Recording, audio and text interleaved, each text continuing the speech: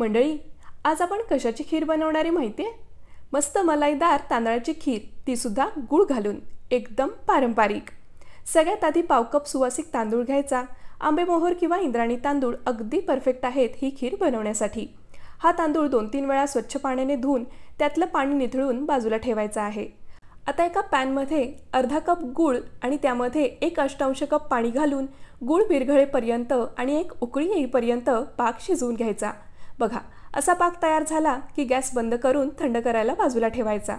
आता कढईमध्ये 2 चमचे साजूक तूप गरम करायचं। त्यामध्ये आपल्या आवडीच्या सुक्या मेव्याचे काप घालून छान सोनेरी रंगावर परतून एका वाटीत काढून घ्यायचे। आता या तुपामध्ये भिजवलेला तांदूळ घालून 2-3 मिनिटे छान परतून घ्यायचा आणि मग आपण याला थोडं थंड करून मिक्सरमध्ये याचा जाडसर रवा तयार करून घेणार आहोत। बघा, साधारण असा जाडसर भरडल्यासारखा रवा आपला तयार झाला पाहिजे। आता पुन्हा गॅस चालू करायचा आणि शिल्लक राहिलेल्या तुपामध्ये हा तांदळाचा रवा थोडासा सोनेरी रंगावर परतायला चालू करायचं। या तांदळासोबत आपण यामध्ये ओल्या नारळाचा चव देखील घातलेला आहे। हे सगळं छान कोरडं झालं की यामध्ये आपण दूध घालणार आहोत।